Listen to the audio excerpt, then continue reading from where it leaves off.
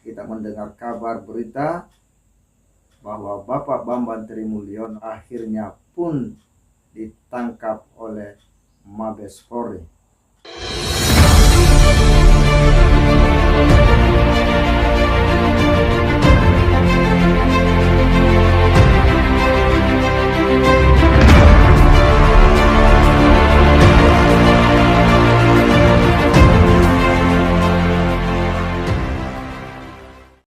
Assalamualaikum warahmatullahi wabarakatuh. Kembali berjumpa dengan saya di channel Hamzah Gantaran, sahabat sebangsa dan setanah air di mana saja Anda berada.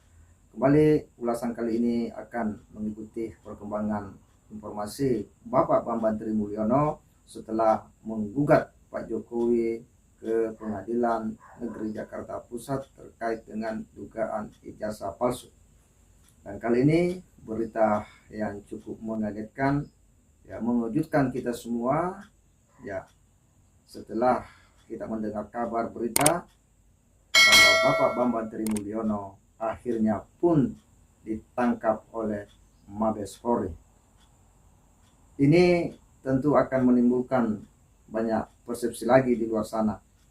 Ya, selain bahwa memang kemarin Bapak Bambang Trimulyono telah membuat, ya, suasana publik Indonesia kemudian tersita perhatian karena berita-berita yang dia sebar melalui akun podcast, ya, bersama Sugi Nur maupun Refli Harun, memang sontak menyita perhatian publik. Banyak orang yang memberikan komentar dari berbagai kalangan, ya, mulai dari masyarakat biasa, pegiat media sosial, kemudian hingga para intelektual.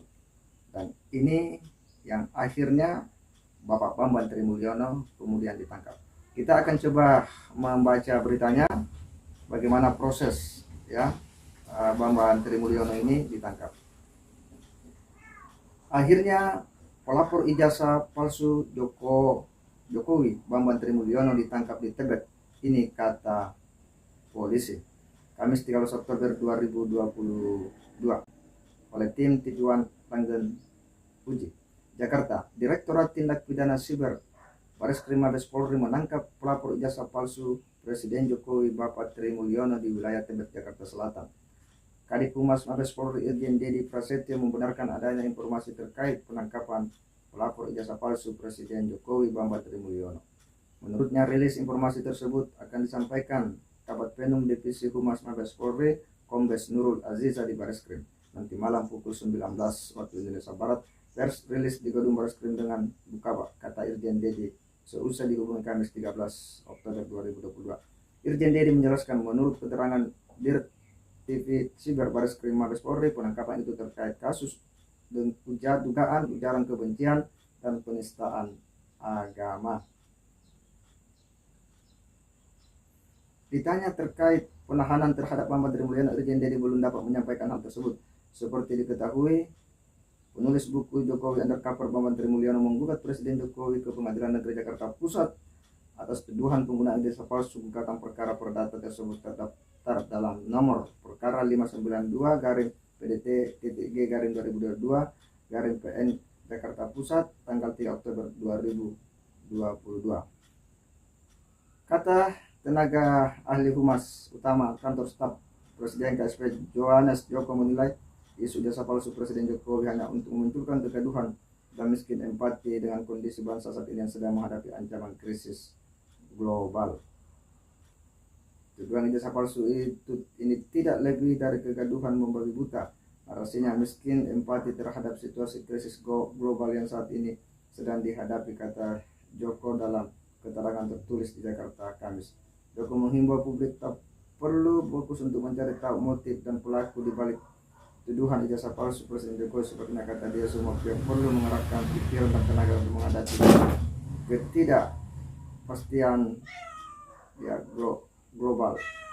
Mari kita pikirkan bagaimana caranya agar bangsa Indonesia tetap sejahtera, kebutuhan keluarga tetap terpenuhi, dan bahan pangan tetap terjangkau. Kita harus mencurahkan energi dan pikiran untuk hal-hal yang produktif demi maslahat masyarakat bangsa, kata dia.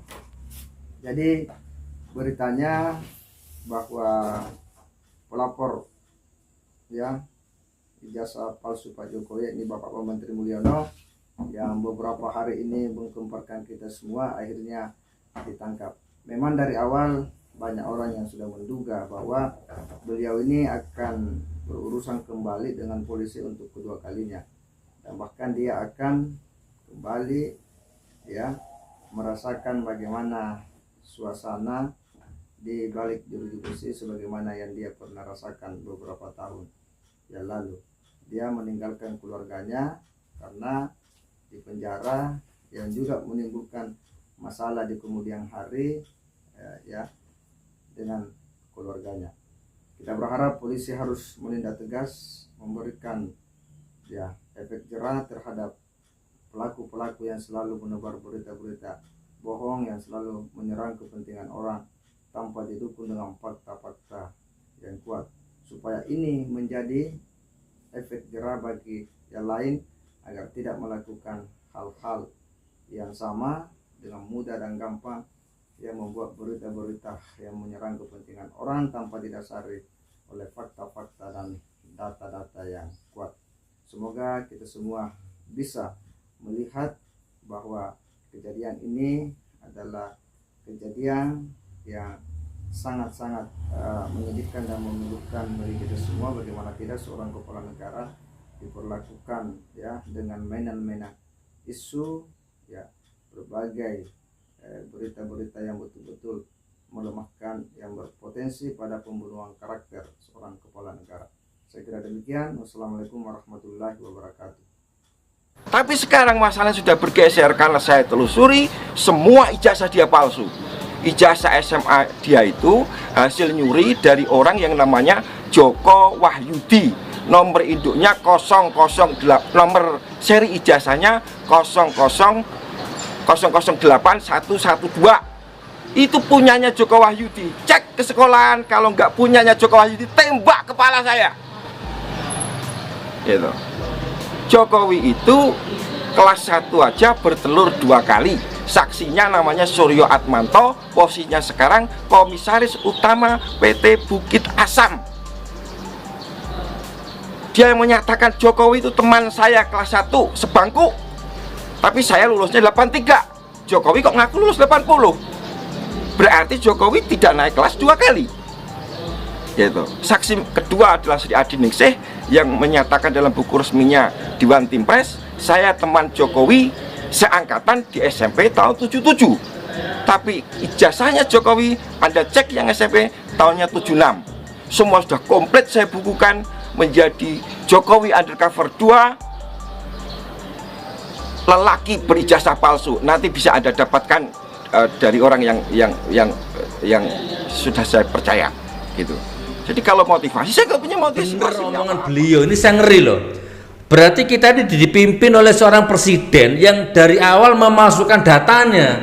Berarti selama ini presiden ini nggak sah gitu kan? Berarti apapun kebijakan yang selama ini diambil nggak sah secara hukum. Teman-teman SMA 6-nya Pak Jokowi, kalian teman-teman SMA yang satu kelas sama Pak Jokowi, keluarlah kalian. Yang lain ayo keluar semua, bikin konten. Nanti di pengadilan maju kalian semua, bela Pak Jokowi itu. Kalau memang kalian benar-benar teman sekelasnya Pak Jokowi, ayo keluar kalian.